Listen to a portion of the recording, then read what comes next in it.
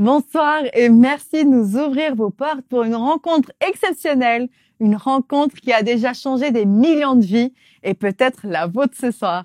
Alors installez-vous confortablement, bon sabbat chez vous, saison 7 commence maintenant.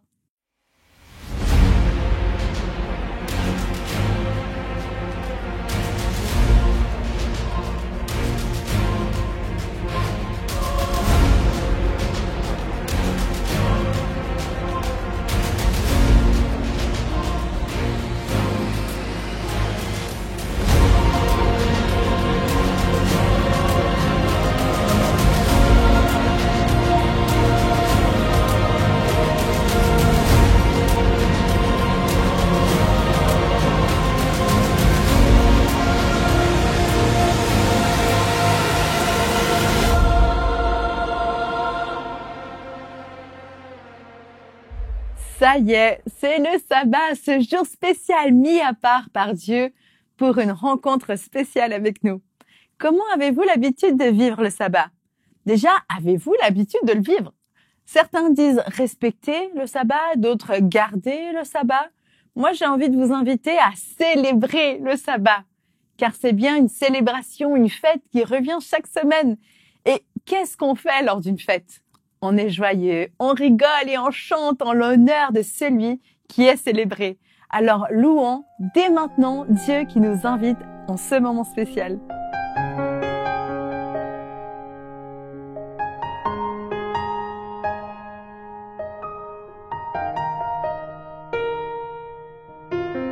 Inonde ce lieu de ta présence, nous avons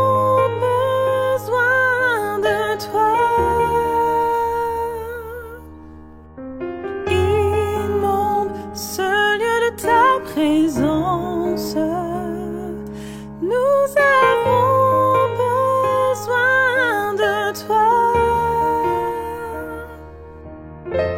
Viens, esprit de révélation, souffle sur nous, souffle sur nous. Viens,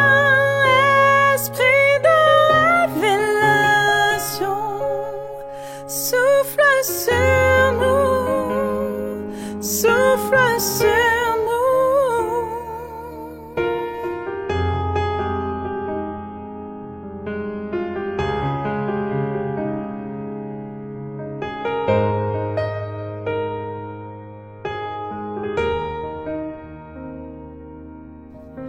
Inonde ce lieu de ta présence, nous avons besoin de toi. Inonde ce lieu de ta présence, nous avons besoin de toi. Viens, esprit de révélation, souffle sur nous, souffle sur nous. Viens, esprit de révélation, souffle sur nous, souffle sur nous. Nous avons besoin de toi en cet instant. Seigneur, sois le centre de nos vies. Et quand moi s'élève un chant, une mélodie, témoignant de ta grâce infinie. Nous avons besoin de toi en cet instant. Seigneur, sois le centre de nos vies. Et quand moi s'élève un chant, une mélodie, témoignant de ta grâce infinie.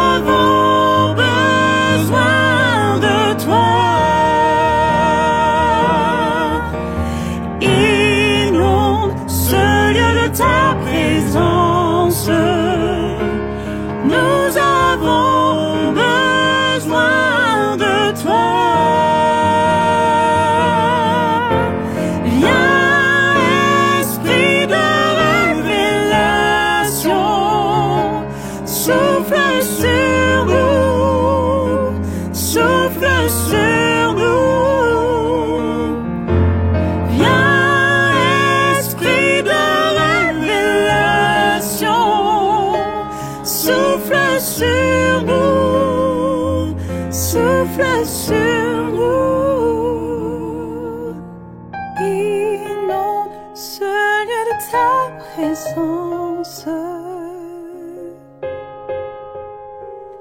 Est-ce que vous êtes de ceux qui aiment faire la fête? En tout bien, tout honneur, bien sûr. En plus de la fête du sabbat, ce soir, vous êtes invités à un mariage. C'est l'occasion parfaite pour faire des rencontres, n'est-ce pas? Parmi les invités se trouve Jésus.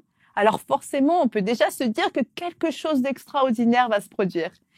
Et loin de voler la vedette aux mariés, Jésus va faire la rencontre d'une multitude de personnes et intervenir en toute discrétion pour le bien du couple à l'honneur. Embarquons parmi les cris de joie et les applaudissements des invités avec le pasteur Enrico Correia, professeur de théologie systématique et doyen de la faculté adventiste de théologie à Collonges-sous-Salève en France. Écoutons seulement.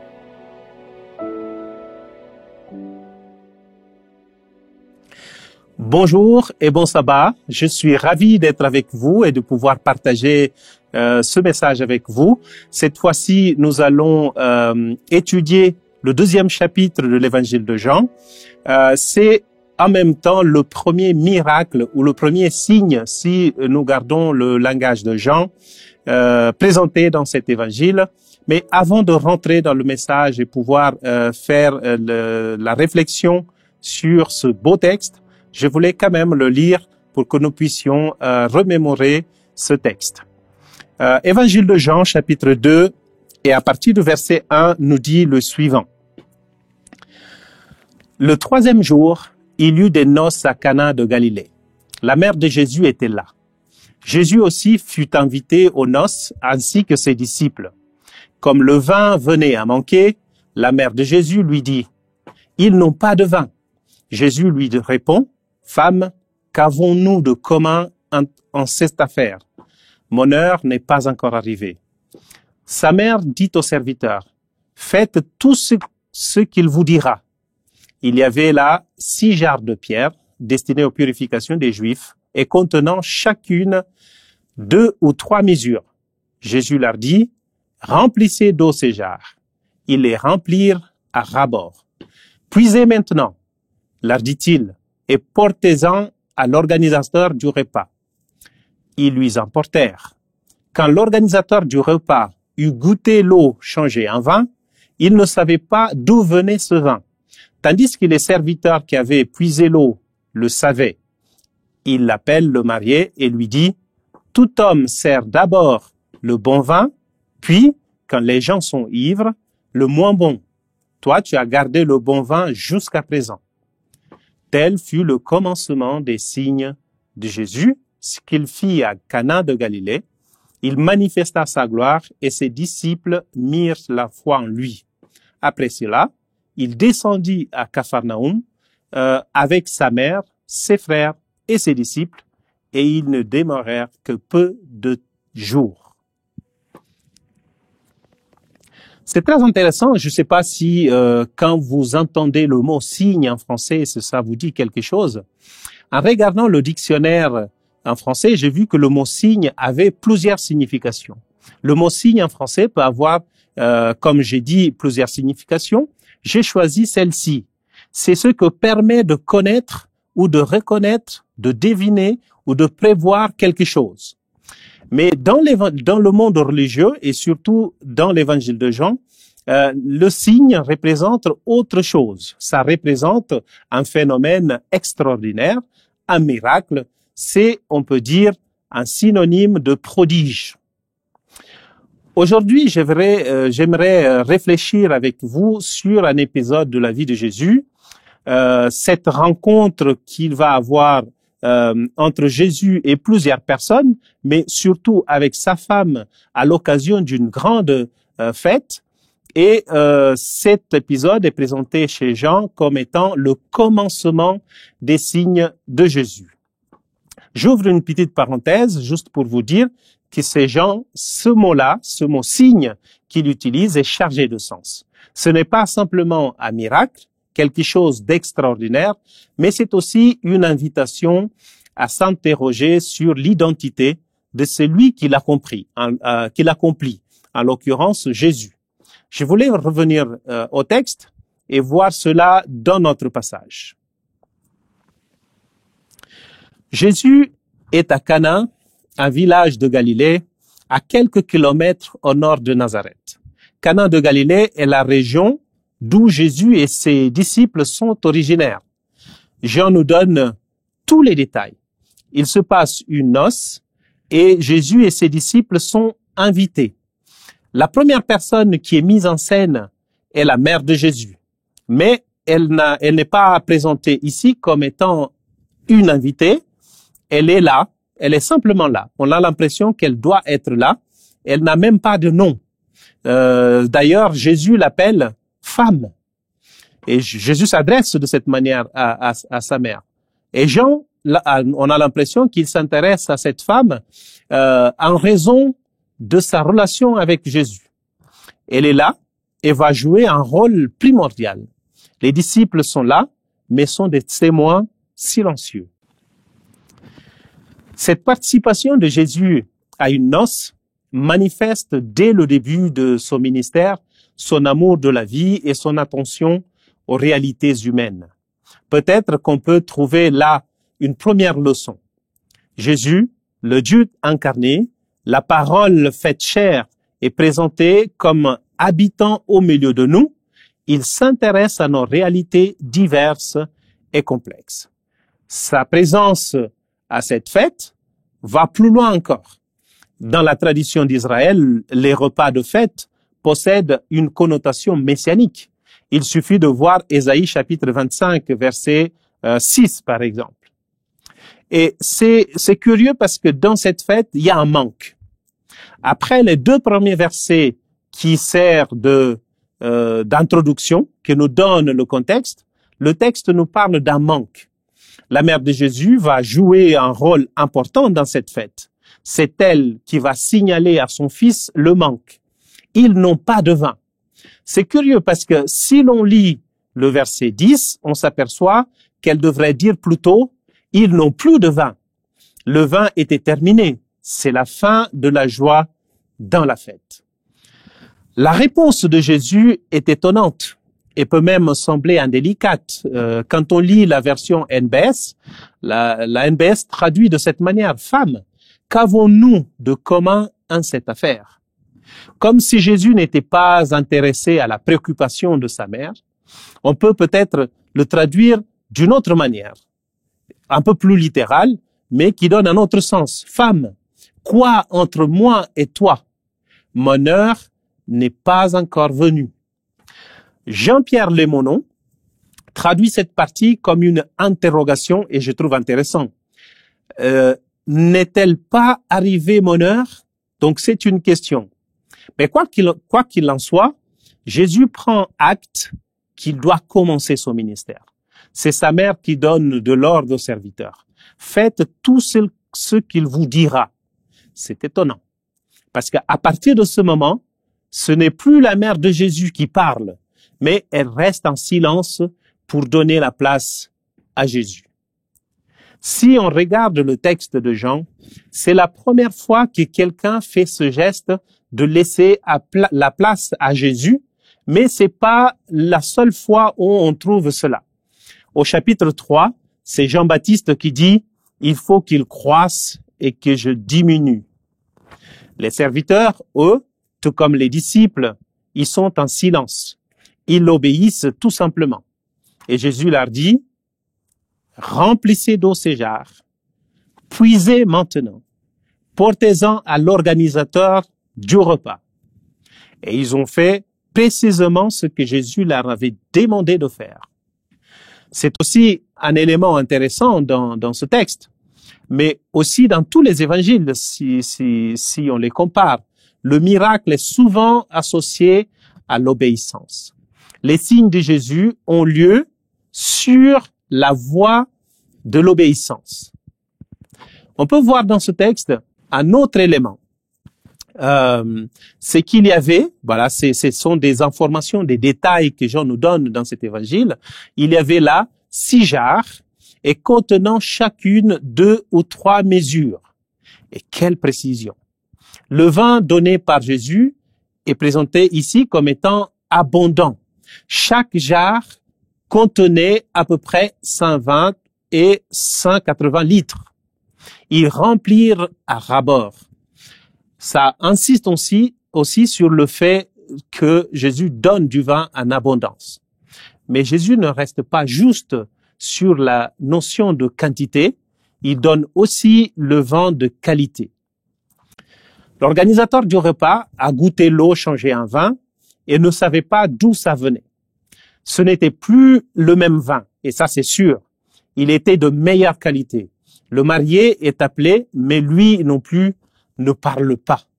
Jésus a clairement sauvé le mariage, la réputation de ce mariage. Il a redonné du sens à cette fête. Il a restitué la joie du mariage. Notons que le texte ne dit rien sur la mariée. Elle est complètement absente. Le marié est présent mais silencieux. Les disciples ne parlent pas, ils sont là, ils observent, ils témoignent de ces signes. Et Jésus est là clairement mis au centre du récit. C'est le personnage central de ce passage. Et cela nous montre une autre leçon. Cela montre qu'encore aujourd'hui, Jésus devrait avoir une place centrale dans nos vies. Une rencontre avec Jésus peut redonner du sens à la vie. On voit ici clairement dans ce passage un Jésus qui s'intéresse, qui agit, qui donne en abondance, mais aussi qui donne avec la qualité. Il donne quelque chose de qualité. Je voulais revenir, puisqu'on a parlé de beaucoup de gens ici dans ce passage, la mère de Jésus, on a parlé aussi de l'organisateur du repas, du marié, de la mariée. Vers la fin du passage, il est mentionné aussi les frères de Jésus, mais les personnages qui m'intéressent ici pour cette partie de notre réflexion, ce sont les disciples.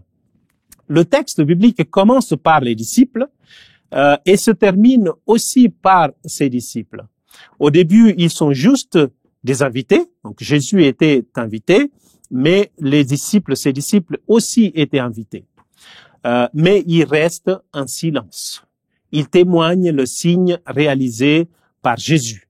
Finalement, on constate qu'ils sont eux-mêmes les destinataires de ce signe. C'est le premier, et ça devrait leur dire quelque chose. Jésus a fait ce premier signe et a manifesté sa gloire. Les disciples mirent la foi en lui. Ils n'étaient pas juste des spectateurs, mais ils ont adhéré à Jésus sincèrement.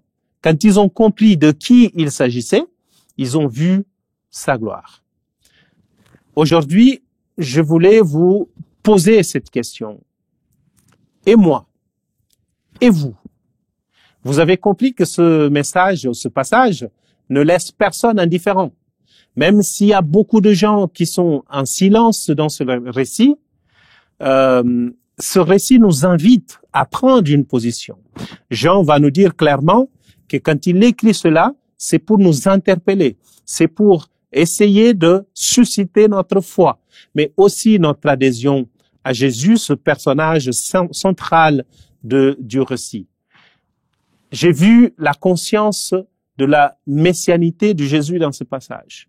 J'ai vu l'étonnement de l'organisateur du repas, la joie du marié qui n'est pas mentionné, mais on peut tout à fait l'imaginer. Mais ce sont les disciples qui ont mis leur foi en Jésus. Ma question est la suivante. Et toi, comment te positionnes-tu dans tout cela? As-tu vu la gloire de Jésus?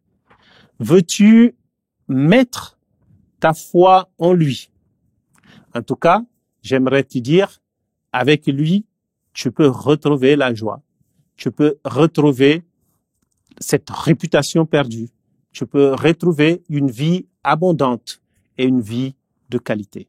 En tout cas, c'est mon souhait pour toi en ce soir, en commençant ce sabbat.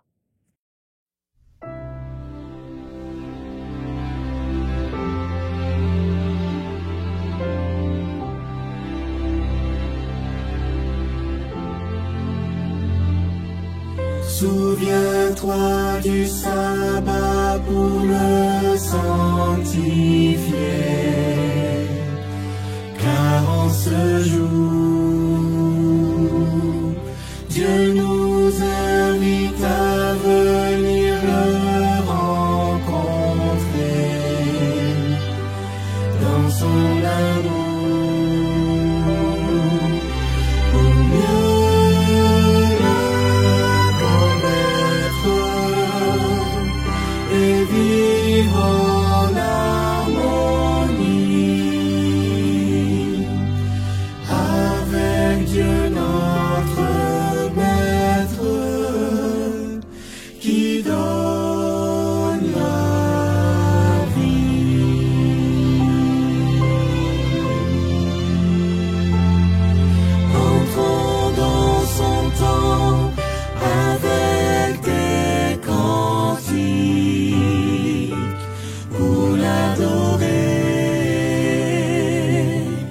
Remplissons ce lieu de nos voix de musique